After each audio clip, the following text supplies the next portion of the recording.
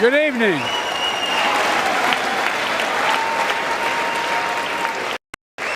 Good evening. If I were smart, I'd go home now.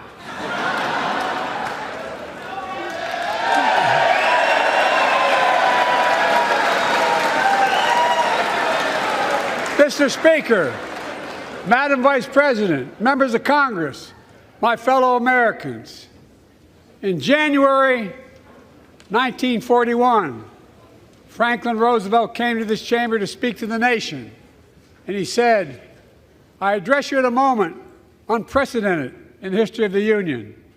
Hitler was on the march. War was raging in Europe. President Roosevelt's purpose was to wake up Congress and alert the American people that this was no ordinary time. Freedom and democracy were under assault in the world. Tonight, I come to this same chamber to address the nation. Now, it's we who face an unprecedented moment in the history of the Union.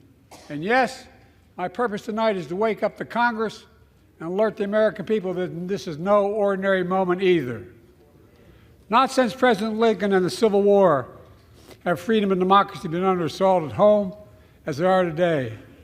What makes our moment rare is that freedom and democracy are under attack both at home and overseas at the very same time. Overseas, Putin of Russia is on the march, invading Ukraine and sowing chaos throughout Europe and beyond. If anybody in this room thinks Putin will stop at Ukraine, I assure you he will not.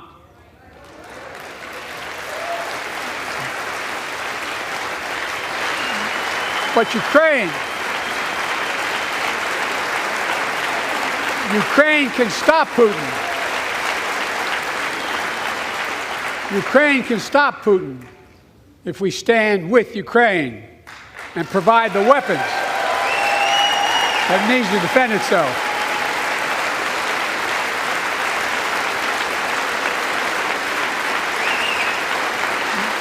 That is all Ukraine is asking. They're not asking for American soldiers. In fact, there are no American soldiers at war in Ukraine, and I'm determined to keep it that way. But now, assistance to Ukraine is being blocked by those who want to walk away from our world leadership. It wasn't long ago when a Republican president named Ronald Reagan thundered, "Mr. Gorbachev, tear down this wall." Now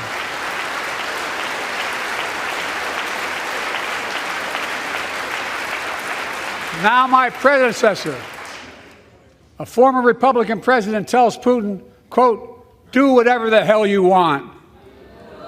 That's a quote. A former president actually said that, bowing down to a Russian leader. I think it's outrageous, it's dangerous, and it's unacceptable.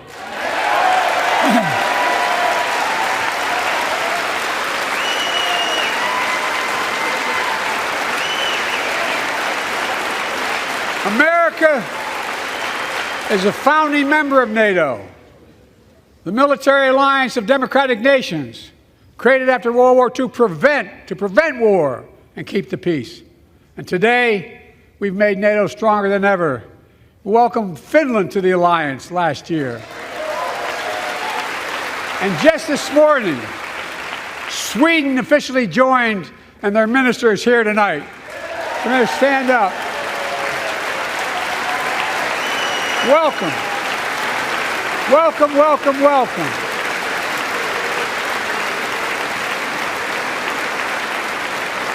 And they know how to fight. Mr. Prime Minister, welcome to NATO, the strongest military alliance the world has ever seen. I say this to Congress, we have to stand up to Putin. Send me a bipartisan national security bill. History is literally watching. History is watching. If the United States walks away, it will put Ukraine at risk. Europe is at risk.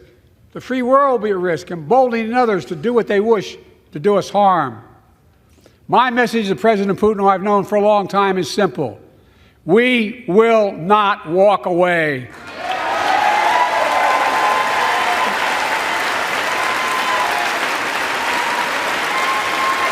We will not bow down.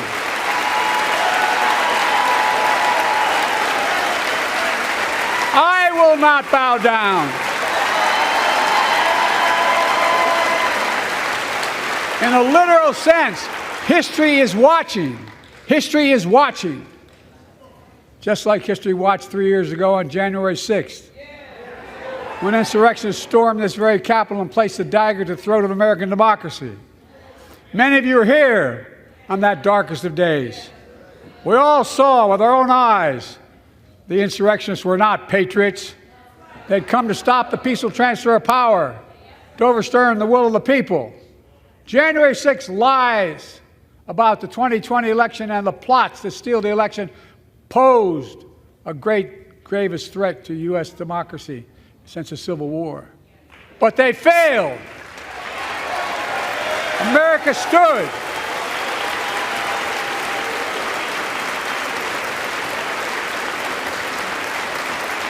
America stood strong, and democracy prevailed.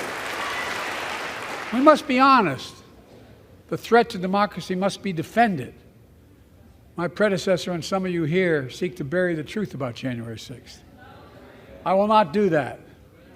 This is the moment to speak the truth and to bury the lies. Here's the simple truth. You can't love your country only when you win.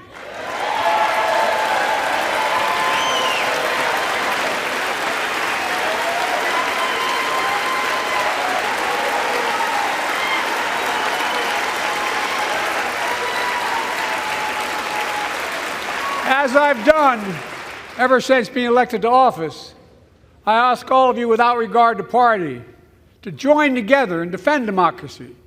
Remember your oath of office is defending against all threats, foreign and domestic.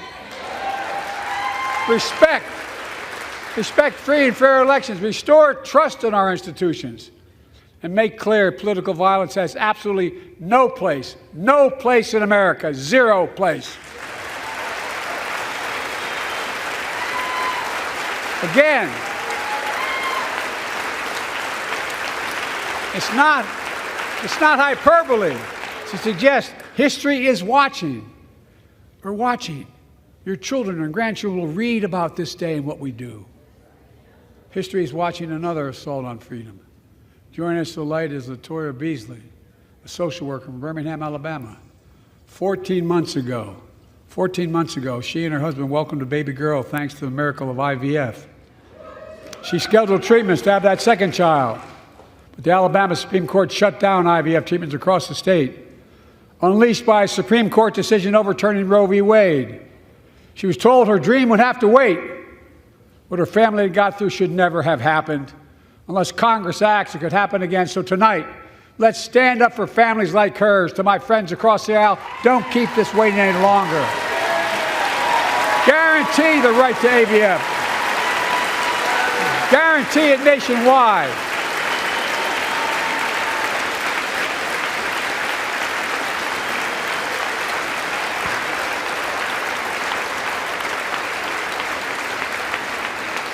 Like most Americans, I believe Roe v. Wade got it right. I thank Vice President Harris for being an incredible leader, defending reproductive freedom, and so much more.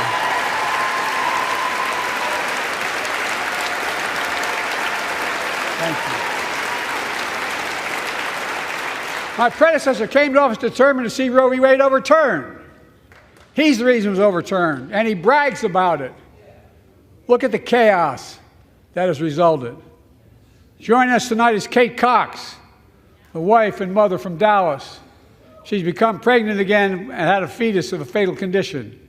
Her doctor told Kate that her own life and her ability to have children in the future were at risk if she didn't act. Because Texas law banned her ability to act, Kate and her husband had to leave the state to get what she needed. What her family got through should have never happened as well, but it's happening in too many others. There are state laws banning the freedom to choose, criminalizing doctors, forcing survivors of rape and incest to leave their states to get the treatment they need. Many of you in this chamber and my predecessor are promising to pass a national ban on reproductive freedom. My God, what freedom else would you take away? Look, it's a decision to overturn Roe v. Wade. The Supreme Court majority wrote the following, and with all due respect, justices, women are not without electoral power. Electoral or political power. You're about to realize just how much you were right about that.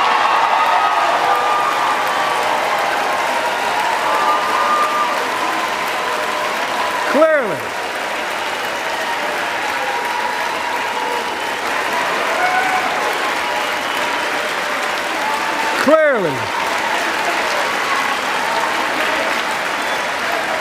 those bragging about overturning Roe v. Wade have no clue about the power of women. But they found out when reproductive freedom was on the ballot. We won in 2022 and 2020, and we'll win again in 2024.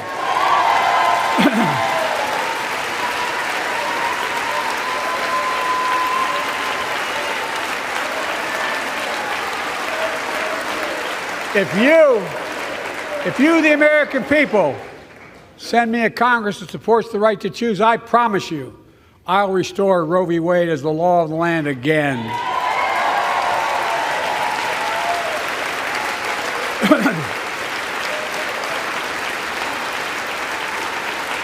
Folks, America cannot go back. I'm here tonight to show what I believe is the way forward, because I know how far we come. 4 years ago next week, before I came to office, the country was hit by the worst pandemic and the worst economic crisis in a century. Remember the fear, record losses. Remember the spikes in crime and the murder rate, raging virus that took more than 1 million American lives, of loved ones, millions left behind. A mental health crisis of isolation and loneliness. A president, my predecessor, failed the most basic presidential duty that he owes to American people, the duty to care. I think that's unforgivable. I came to office determined to get us through one of the toughest periods in the nation's history. We have.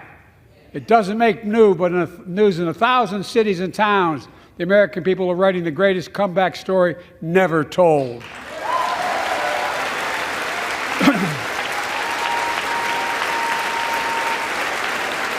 So let's tell the story here. Tell it here and now. America's comeback is building the future of American possibilities, building an economy from the middle out and the bottom up, not the top down, investing in all America, in all Americans, to make sure everyone has a fair shot, and we leave no one behind. The pandemic no longer controls our lives. The vaccines that saved us from COVID are now being used to beat cancer, turning setback into comeback. That's what America does. That's what America does.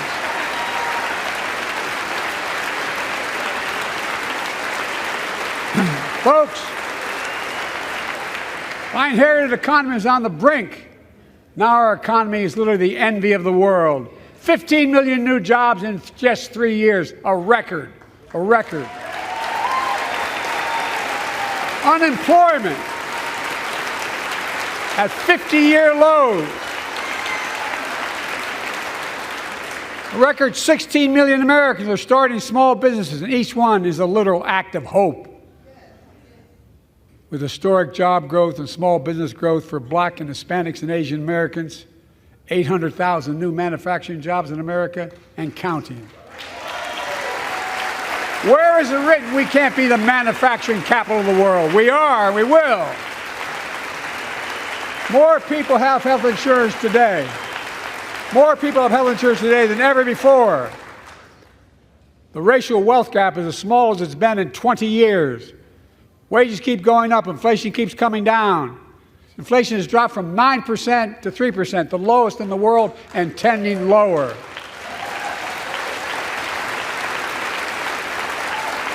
The landing is and will be soft.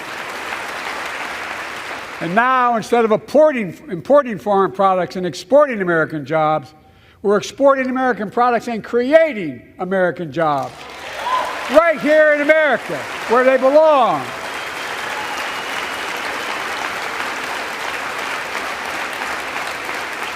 And it takes time, but the American people are beginning to feel it. Consumer studies show consumer confidence is soaring. Buy America has been the law of the land since the 1930s. Past administrations, including my predecessor, including some Democrats as well in the past, failed to buy American. Not anymore. On my watch, federal projects that you fund, like helping build American roads, bridges, and highways, will be made with American products and built by American workers.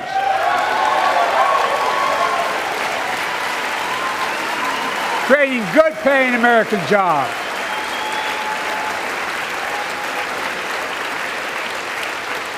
And thanks to our CHIPS and Science Act, the United States is investing more in research and development than ever before. During the pandemic, a shortage of semiconductors, chips, that drove up the price of everything from cell phones to automobiles. And by the way, we invented those chips right here in America. Well, instead of having to import them, private companies are now investing billions of dollars to build new chip factories here in America, creating tens of thousands of jobs. Many of those jobs paying $100,000 a year and don't require a college degree.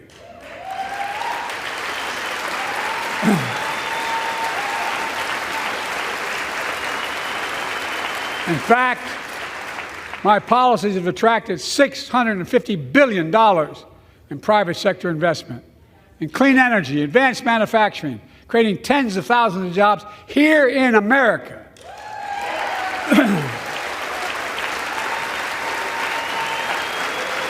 And thanks to our bipartisan infrastructure law, 46,000 new projects have been announced all across your communities. And by the way, I noticed some of you strongly voted against it, or they're cheering on that money coming in. I like it. I'm with you. I'm with you.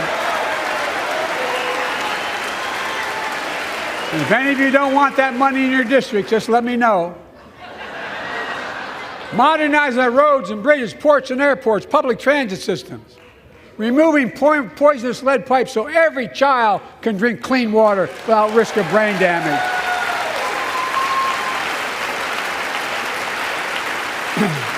Providing affordable high-speed internet for every American, no matter where you live, urban, suburban, or rural communities, in red states and blue states. Record investments in tribal communities. Because of my investment in family farms, because I invested in family farms led by my Secretary of Agriculture, who knows more about this than anybody I know, we're better able to stay in the family for those farms and their children and grandchildren won't have to leave home to make a living. It's transformative. The great comeback story is Belvidere, Illinois, home to an auto plant for nearly 60 years. Before I came to office, the plant was on its way to shutting down. Thousands of workers feared for their livelihoods. Hope was fading. Then I was elected to office, and we raised the Belvidere repeatedly with auto companies, knowing unions would make all the difference. The UAW worked like hell to keep the plant open and get these jobs back, and together we succeeded. Instead of auto factories shutting down, auto factories reopening, and new state-of-the-art battery factories being built to power those cars there at the same.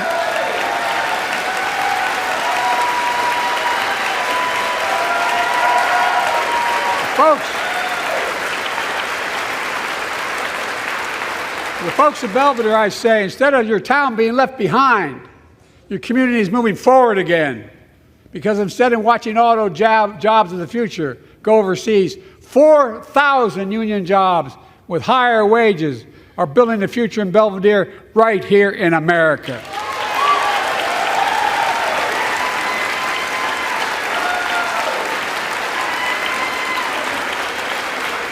Here tonight is UAW President Shawn Fain, a great friend and a great labor leader. Shawn, where are you? Stand up.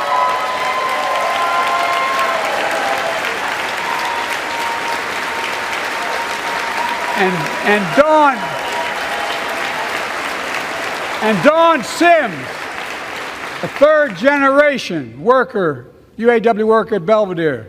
Shawn, I was proud to be the first president to stand on the picket line, and today, Dawn has a good job in her hometown, providing stability for her family and pride and dignity as well. showing once again, Wall Street didn't build America. They're not bad guys. They didn't build it, though. The middle class built the country, and unions built the middle class.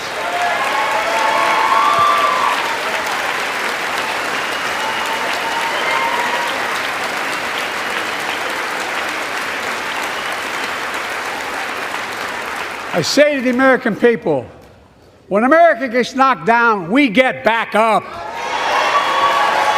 We keep going. That's America.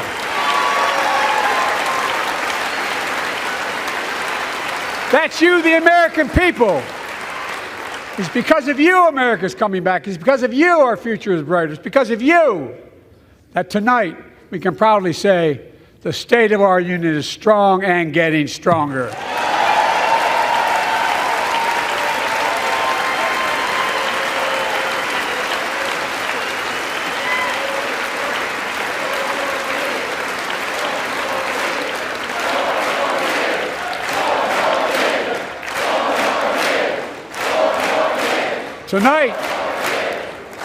Tonight, I want to talk about the future of possibilities that we can build together.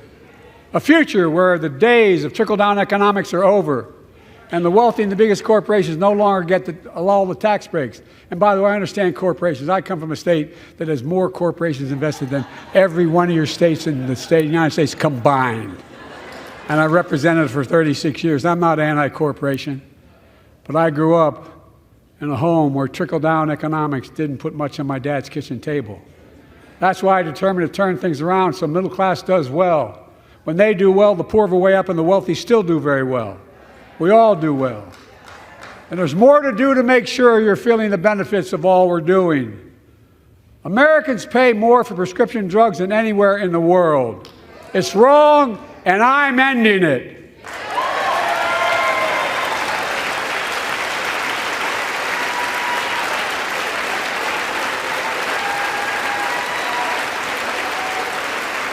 With a law that I proposed and signed, not one of you Republican buddies voted for it, we finally beat Big Pharma.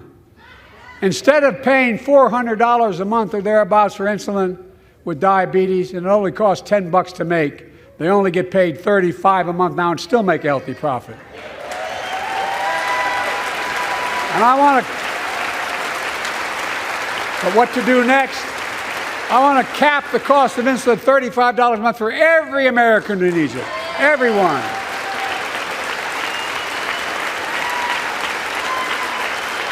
For years, people have talked about it, but finally we got it done and gave Medicare the power to negotiate lower prices on prescription drugs, just like the VA is able to do for veterans. That's not just saving seniors money, it's saving taxpayers money. We cut the federal deficit by $160 billion. Because Medicare will no longer have to pay those exorbitant prices to Big Pharma. This year, Medicare is negotiating lower prices for some of the costliest drugs on the market to treat everything from heart disease to arthritis. It's now time to go further and give Medicare the power to negotiate lower prices for 500 different drugs over the next decade. We're making a lot of money, guys. And they'll still be extremely profitable. Will not only save lives, it will save taxpayers another $200 billion. Starting next year, the same law caps total prescription drug costs for seniors on Medicare at $2,000 a year, even for expensive cancer drugs that cost $10,000, $12,000, $15,000. Now I want to cap prescription drug costs at $2,000 a year for everyone. Folks, I'm going to get in trouble for saying that, but if you want to get an Air Force One and fly to Toronto, Berlin, Moscow, even Moscow, probably. And bring your prescription with you, and I promise you I'll get it for you for 40% the cost you're paying now. Same company, same drug, same place. Folks, the Affordable Care Act, the old Obamacare, it's still a very big deal.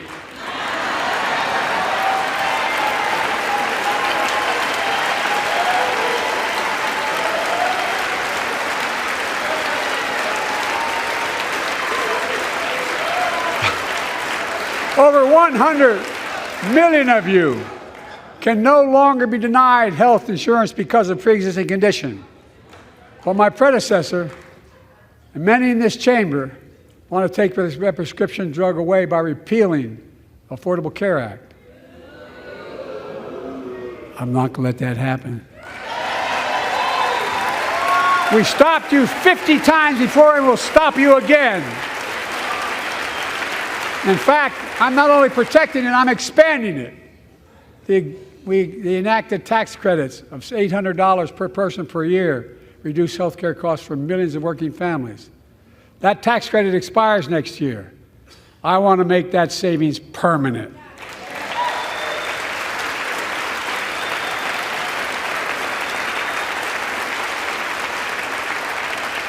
To state the obvious, women are more than half our population, but research on women's health has always been underfunded.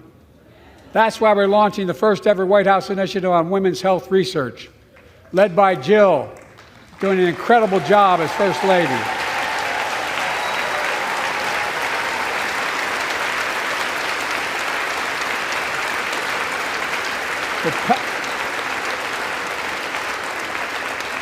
So pass my plan for $12 billion to transfer women's health research and benefit millions of lives all across America.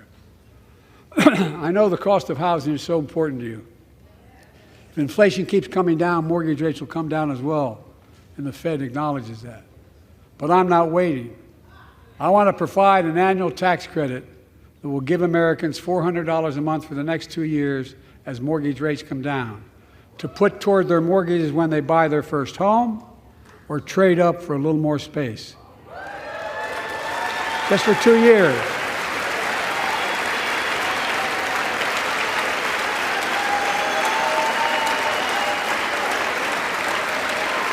And my administration is also eliminating title insurance on federally backed mortgages. When you refinance your home, you can save $1,000 or more as a consequence. For millions of renters, we're cracking down on big landlords who use antitrust law, who break antitrust laws by price fixing and driving up rents.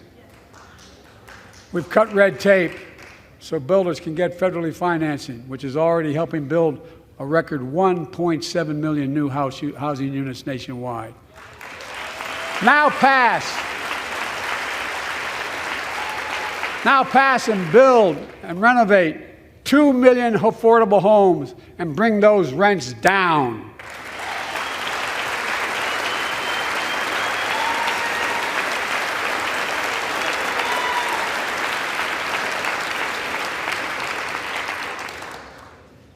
To remain the strongest economy in the world, we need to have the best education system in the world.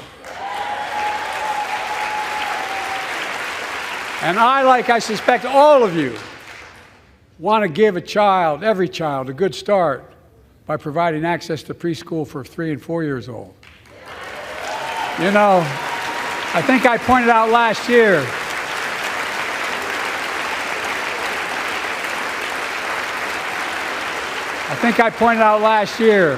that children coming from broken homes where there's no books, they're not read to, not spoken to very often, start school, kindergarten, or first grade, having heard 1 million fewer words spoken. Well, studies show that children who go to preschool are nearly 50% more likely to finish high school, go on to earn a 2- and 4-year degree, no matter what their background is.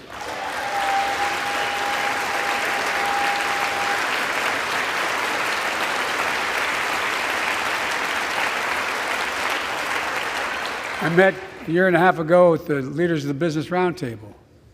They were mad that they were angry, they were discussing why I wanted to spend money on education. I pointed out to them as vice president, I met with, and I say, I come from Delaware.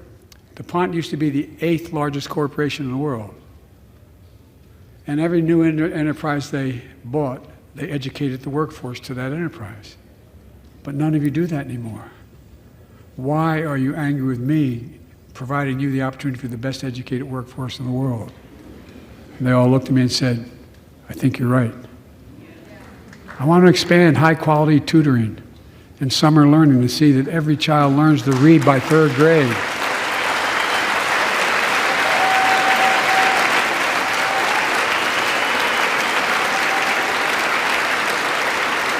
I'm also connecting local businesses and high schools so students get hands-on experience and a path to a good-paying job whether or not they go to college. And I want to make sure that college is more affordable. Let's continue increasing the Pell Grants to working and middle-class families and increase record investments in HBCUs and minority-serving institutions, including Hispanic institutions.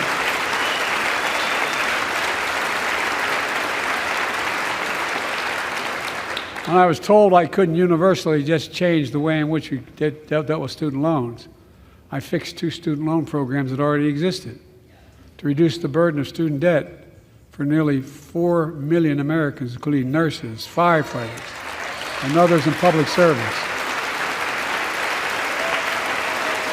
Like Keenan Jones, a public educator from Minnesota, who's here with us tonight. Keenan, where are you? Keenan, thank you. He's educated hundreds of students so they can go to college. Now he's able to help, after debt forgiveness, get his own daughter to college.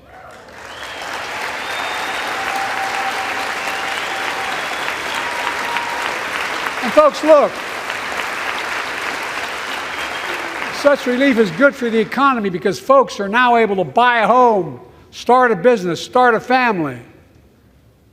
While we're at it, I want to give public school teachers a raise.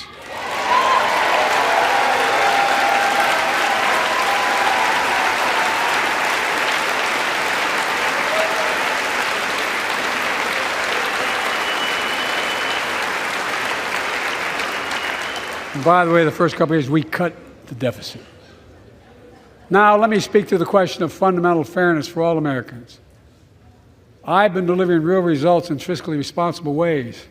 We've already cut the federal deficit. We've already cut the federal deficit over $1 trillion. I signed the bipartisan deal to cut another $1 trillion in the next decade. It's my goal to cut the federal deficit another $3 trillion by making big corporations and very wealthy finally beginning to pay their fair share.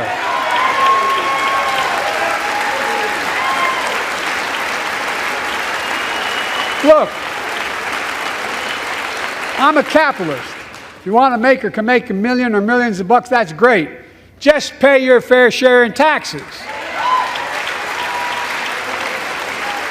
A fair tax code is how we invest things to make this country great. Healthcare, education, defense, and so much more. But here's the deal. The last administration enacted a $2 trillion tax cut, overwhelmingly benefit the top 1%. The very wealthy and the biggest corporations, and exploded the federal deficit. They added more to the national debt than any presidential term in American history. Check the numbers. Folks at home, does anybody really think the tax code is fair? No. Do you really think the wealthy and big corporations need another $2 trillion tax break? No. I sure don't. I'm going to keep fighting like hell to make it fair. Under my plan, nobody earning less than $400,000 a year will pay an additional penny in federal taxes. Nobody, not one penny. And they haven't yet. In fact, the child tax credit I passed during the pandemic cut taxes for millions of working families and cut child poverty in half. Restore that child tax credit. No child should go hungry in this country. The way to make the tax code fair is to make big corporations and the very wealthy begin to pay their fair share. Remember in 2020, 55 of the biggest companies in America made $40 billion and paid $0 in federal income tax. $0. Not anymore. Thanks to the law I wrote and we signed, big companies have to pay a minimum of 15%. But that's still less than working people pay in federal taxes. It's time to raise corporate minimum tax to at least 21%.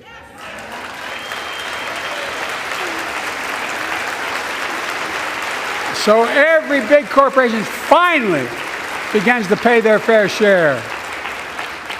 I also want to end tax breaks for big pharma, big oil, private jets, massive executive pay when it's only supposed to be $1 million that could be deducted. They can pay them $20 million if they want, but deduct $1 million. End it now. You know, there are 1,000 billionaires in America. You know what the average federal tax is for those billionaires? No. They're making great sacrifices, 8.2%. That's far less than the vast majority of Americans pay. No billionaire should pay a lower federal tax rate than a teacher, a sanitation worker, or a nurse.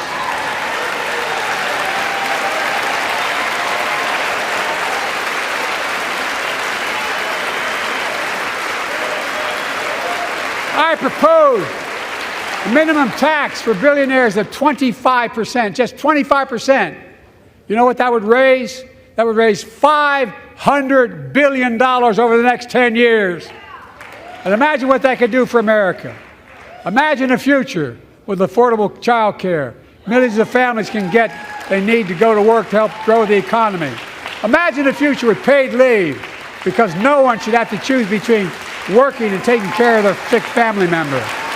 Imagine the future of home care and elder care, and people living with disabilities so they can stay in their homes and family caregivers can finally get the pay they deserve.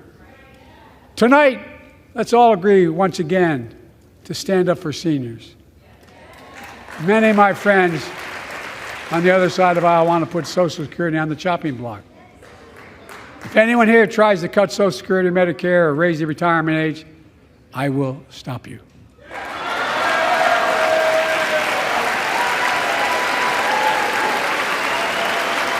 The working people who built this country pay more into Social Security than millionaires and billionaires do. It's not fair. We have two ways to go. Republicans can cut Social Security and give more tax breaks to the wealthy. That's the proposal. Oh no, you guys don't want another $2 trillion tax cut? I kind of thought that's what your plan was. Well, that's good to hear. You're not going to cut another $2 trillion for the super wealthy. That's good to hear. I'll protect and strengthen Social Security and make the wealthy pay their fair share. Look,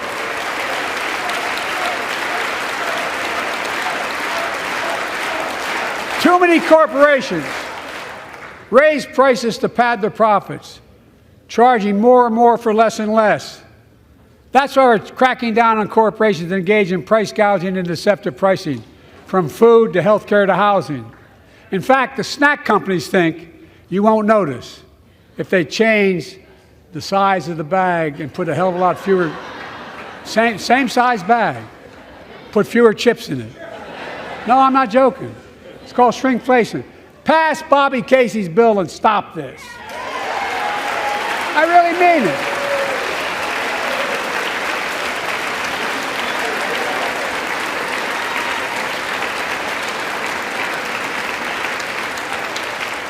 You probably all saw that commercial on Snickers bars. You get charged the same amount, and you got about, 10% fewer Snickers in it. Look, I'm also getting rid of junk fees. Those hidden fees at the end of your bill that are there without your knowledge. My administration announced we're cutting credit card late fees from $32 to $8.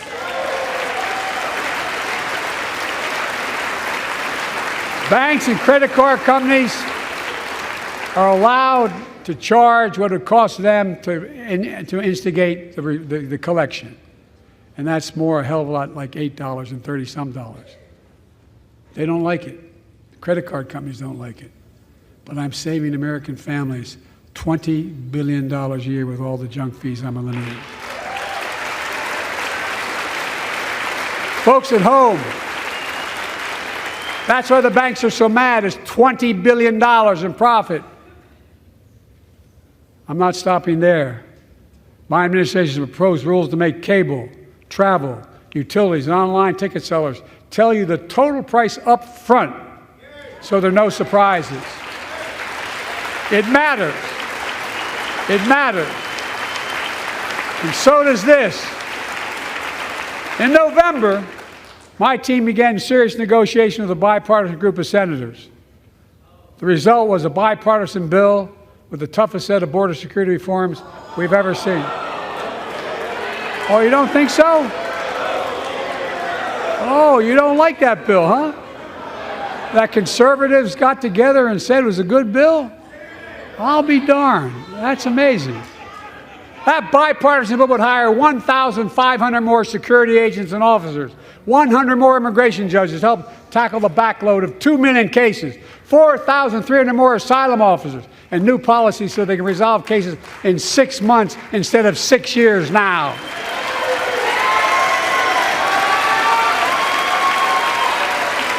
What are you against? 100 more high-tech drug detection machines to significantly increase the ability to screen and stop vehicles smuggling fentanyl into America. That's killing thousands of children. This bill would save lives and bring order to the border.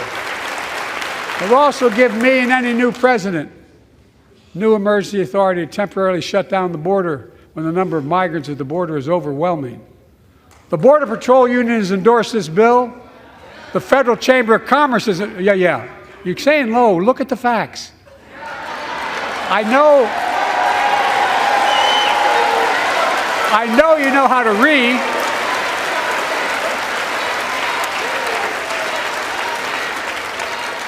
I believe that given the opportunity for a majority in the House and Senate would endorse the bill as well, a majority right now. But unfortunately, politics has derailed this bill so far. I'm told my predecessor called members of Congress in the Senate to demand they block the bill. He feels political win, he viewed it as a political win for me and a political loser for him. It's not about him, it's not about me. I'd be a winner, not really.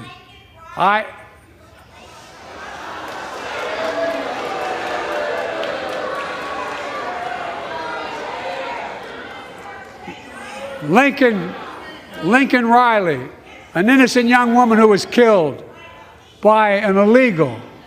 That's right. But how many of the thousands of people being killed by illegals? To her parents, I say, my heart goes out to you, having lost children myself. I understand.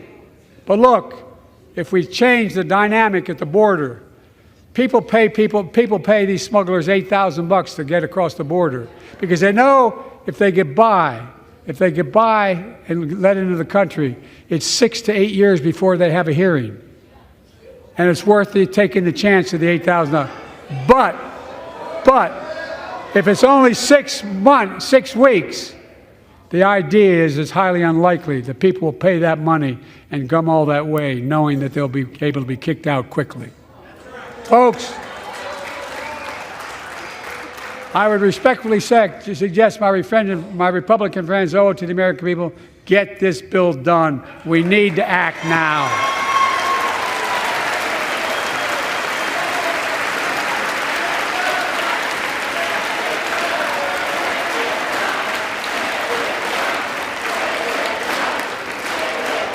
And if my predecessor is watching, instead of paying politics and pressuring members of Congress to block the bill, join me in telling the Congress to pass it. We can do it together, but that's what here's what he will not do. I will not demonize immigrants saying they are poison in the blood of our country. I will not separate families. I will not ban people because of their faith. Unlike my predecessor on my first day in office, I introduced a comprehensive bill to fix our immigration system. Take a look at it. It has all these and more. Secure the border. Provide a pathway to citizenship for dreamers, and so much more. But unlike my predecessor, I know who we are as Americans. We're the only nation in the world with a heart and soul that draws from old and new. Home to Native Americans, whose ancestors have been here for thousands of years. Home to people of from every place on earth. They came freely. Some came in chains. Some came when famine struck, like my ancestral family in Ireland. Some to flee persecution, to chase dreams that are impossible anywhere but here in America. That's America. And we all come from somewhere, but we're all Americans.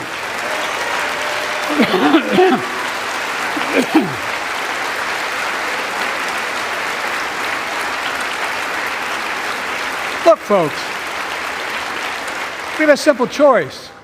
We can fight about fixing the border, or we can fix it. I'm ready to fix it. Send me the border bill now.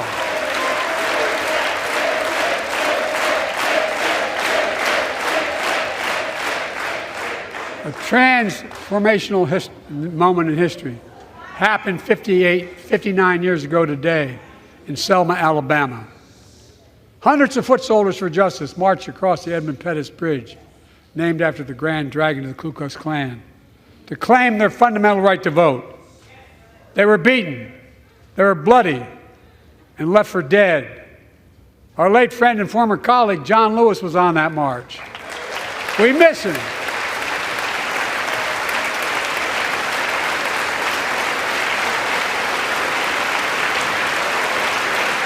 But joining us tonight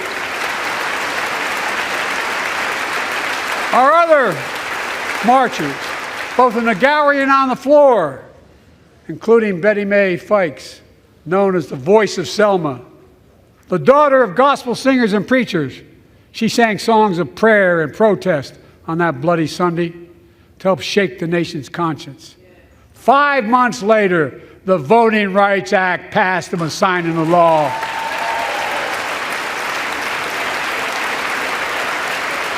Thank you. Thank you, thank you, thank you.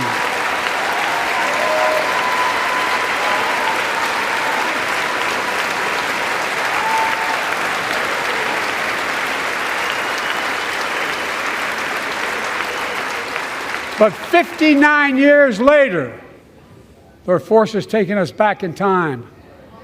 Voter suppression, election subversion, unlimited dark money, extreme gerrymandering. John Lewis was a great friend to many of us here. But if you truly want to honor him and all the heroes who marched with him, then it's time to do more than talk. Pass the Freedom to Vote Act, the John Lewis Voting Rights Act.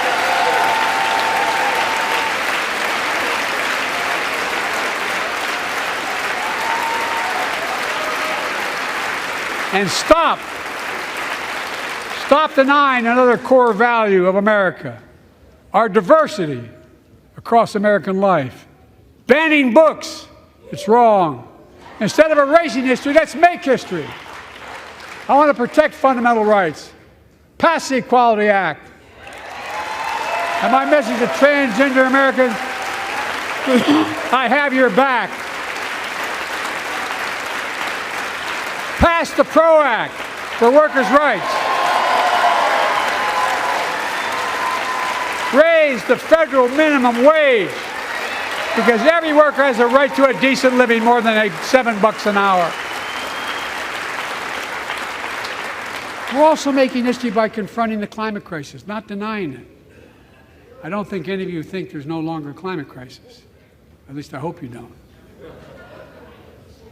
I'm taking the most significant action ever on climate in the history of the world.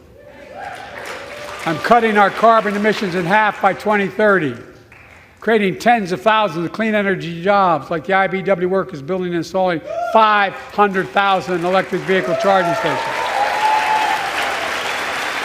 Conserving 30% of America's lands and waters by 2030. And taking action on environmental justice fence line communities smothered by the legacy of pollution. And patterned after the Peace Corps and AmeriCorps, I launched the Climate Corps to put 20,000 young people to work in the forefront of our clean energy future. I'll triple that number in a decade.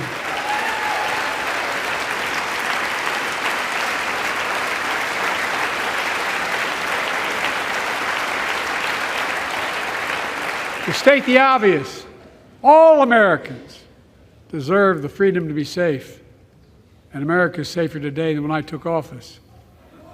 Year before I took office, murder rates went up 30%. 30% they went up. The biggest increase in history.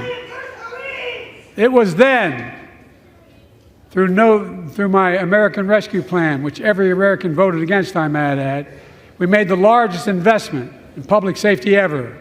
Last year, the murder rate saw the sharpest decrease in history. Violent crime fell to one of its lowest levels in more than 50 years. But we have more to do.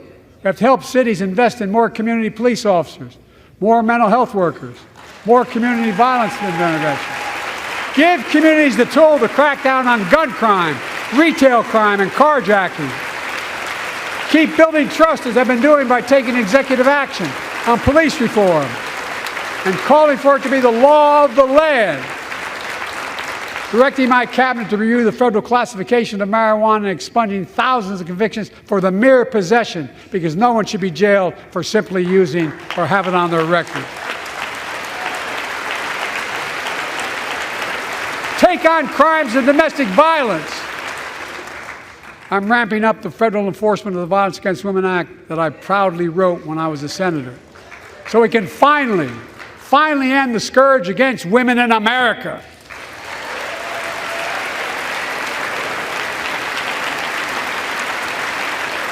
There are other kinds of violence I want to stop. With us tonight is Jasmine, whose 9-year-old sister Jackie was murdered with 21 classmates and teachers in an elementary school in Uvalde, Texas. Very soon after that happened, Jill and I went to Uvalde for a couple of days. We spent hours and hours with each of the families. We heard their message, so everyone in this room, in this chamber, could hear the same message. The constant refrain, and I was there for hours meeting with every family. They said, do something. Do something. Well, I did do something by establishing the first ever Office of Gun Violence Prevention in the White House, that the Vice President is leading the charge. Thank you for doing it.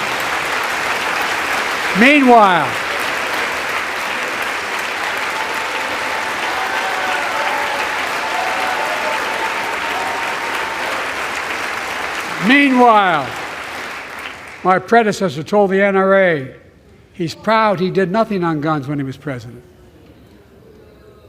Oh. After another shooting in Iowa recently, he said, when asked what to do about it, he said, just get over it. There's his quote, just get over it. I say, stop it. Stop it, stop it, stop it.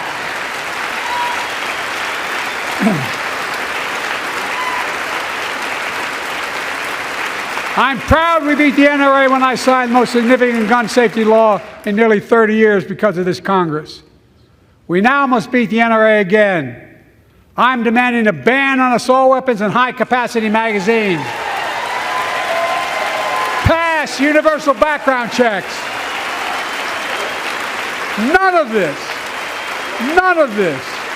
I taught the Second Amendment for 12 years. None of this violates the Second Amendment or vilifies responsible gun owners. You know, as we manage challenges at home, we're also managing crises abroad, including in the Middle East. I know the last 5 months have been gut-wrenching for so many people, for the Israeli people, for the Palestinian people, and so many here in America. This crisis began on October 7th with a massacre by a terrorist group called Hamas, as you all know. 1,200 innocent people, women and girls, men and boys, slaughtered after enduring sexual violence. The deadliest day for the Jewish people since the Holocaust, and 250 hostages taken. Here in this chamber tonight are families whose loved ones are still being held by Hamas. I pledge to all the families that we will not rest until we bring every one of your loved ones home. We also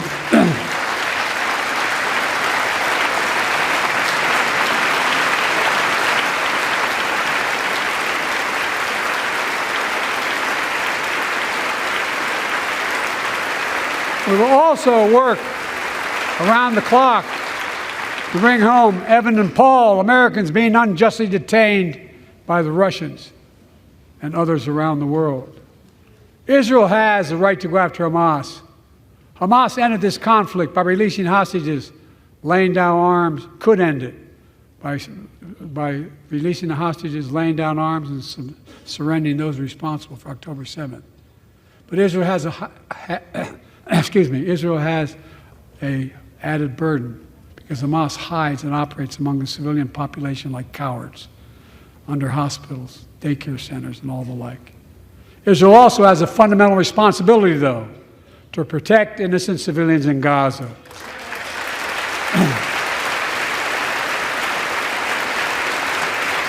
This war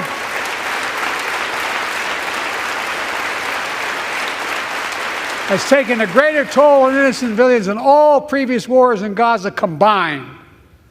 More than 30,000 Palestinians have been killed, most of whom are not Hamas. Thousands and thousands of innocents, women and children, girls and boys, also orphaned. Nearly 2 million more Palestinians under bombardment or displacement. Homes destroyed, neighborhoods in rubble, cities in ruin. Families without food, water, medicine. It's heartbreaking. I've been working nonstop to establish an immediate ceasefire that would last for 6 weeks to get all the prisoners released, all the hostages released, to get the hostages home and ease the intolerable and humanitarian crisis and build toward an enduring, something more enduring. The United States has been leading international efforts to get more humanitarian assistance to Gaza. Tonight, I'm directing the U.S. military to lead an emergency mission to establish a temporary pier in the Mediterranean on the coast of Gaza that can receive large shipments carrying food, water, medicine, and temporary shelters. No U.S. boots will be on the ground. A temporary pier will enable a massive increase in the amount of humanitarian assistance getting into Gaza every day.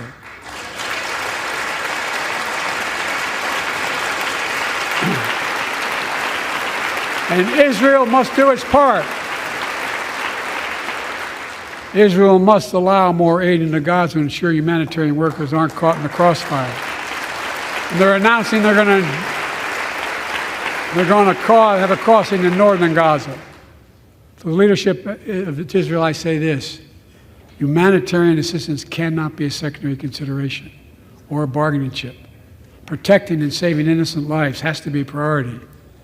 As we look to the future, the only real solution to the situation is a two-state solution over time.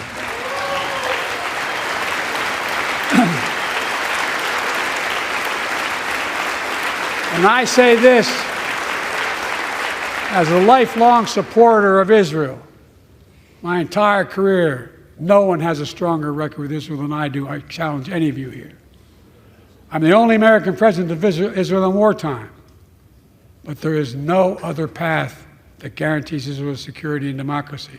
There is no other path that guarantees Palestinians can live in peace with peace and dignity. And there's no other path that guarantees peace between Israel and all of its neighbors, including Saudi Arabia, with whom I'm talking. Creating stability in the Middle East also means containing the threat posed by Iran. That's why I built a coalition of more than a dozen countries to defend international shipping and freedom of navigation in the Red Sea. I've ordered strikes to degrade the Houthi capability and defend U.S. forces in the region. As Commander-in-Chief, I will not hesitate to direct further measures to protect our people and our military personnel.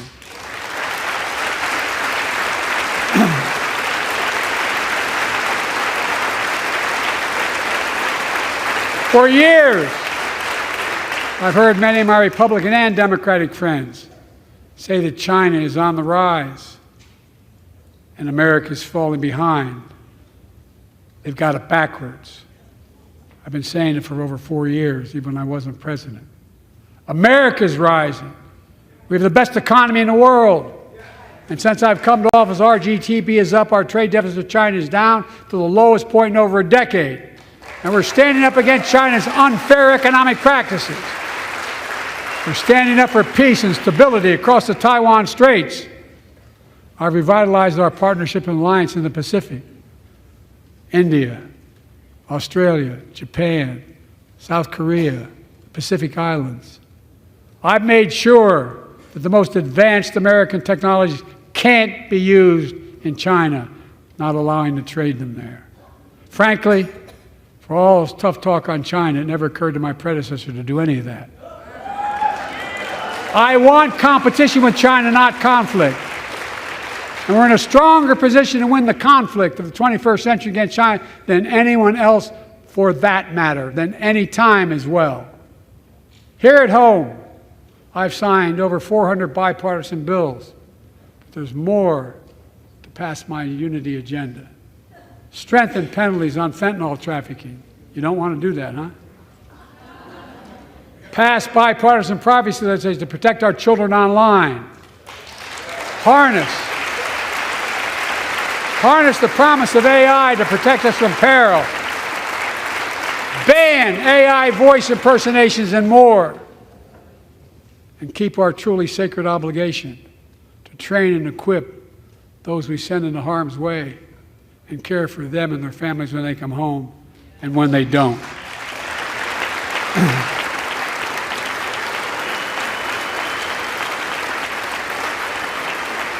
That's why the song Support and Help of Dennis and the VA, I signed the PACT Act. One of the most significant laws ever, helping millions of veterans exposed to toxins who now are battling more than 100 different cancers. Many of them don't come home, but we owe them and their families support. We owe it to ourselves to keep supporting our new health research agency called ARPA-H. And remind us that we can do big things, like end cancer as we know it, and we will.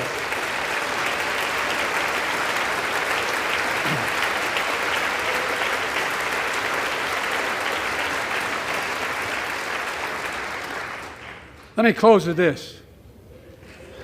Yay!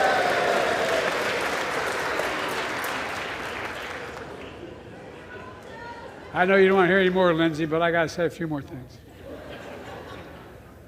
I know it may not look like it, but I've been around a while. When you get to be my age, certain things become clearer than ever. I know the American story. Again and again, I've seen the contest between competing forces in the battle for the soul of our nation. Between those who want to pull America back to the past and those who want to move America into the future. My lifetime has taught me to embrace freedom and democracy, a future based on core values that have defined America: honesty, decency, dignity, equality, to respect everyone, to give everyone a fair shot, to give hate no safe harbor. Now, other people my age see it differently. The American story of resentment, revenge, and retribution, that's not me. I was born amid World War II, when America stood for the freedom of the world. I grew up in Scranton, Pennsylvania, and Claymont, Delaware, among working-class people who built this country. I watched in horror as two of my heroes, like many of you did, Dr. King and Bobby Kennedy, were assassinated. And their legacies inspired me to pursue a career in service.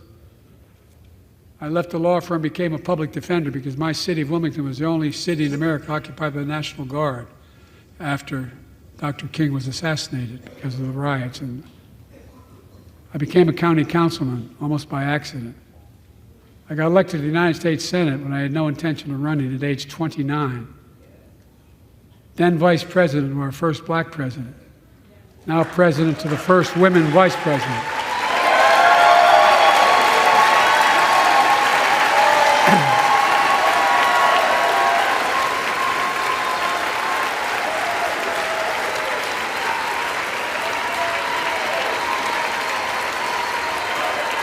In my career, I've been told I was too young.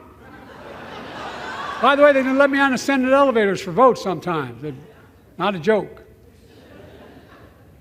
And I've been told I'm too old. Whether young or old, I've always known what endures. I've known our North Star. The very idea of America is that we're all created equal and deserve to be treated equally throughout our lives. We've never fully lived up to that idea, but we've never walked away from it either. And I won't walk away from it now. I'm optimistic. I really am. I'm optimistic, Nancy.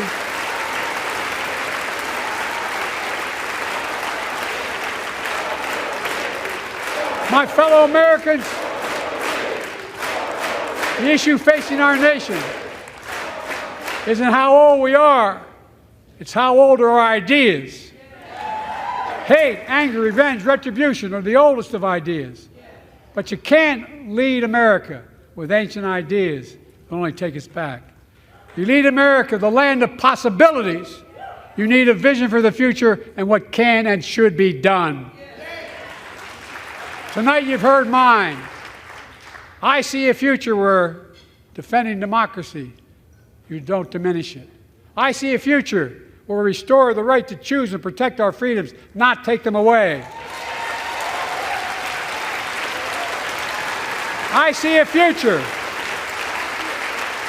where the middle class finally has a fair shot and the wealthy have to pay their fair share in taxes. I see a future where we save the planet from the climate crisis and our country from gun violence. Above all, I see a future for all Americans. I see a country for all Americans. And I will always be president for all Americans because I believe in America. I believe in you, the American people. You're the reason we've never been more optimistic about our future than I am now. So let's build the future together. Let's remember who we are. We are the United States of America. And there is nothing beyond our capacity when we act together. God bless you all, and may God protect our troops. Thank you, thank you, thank you.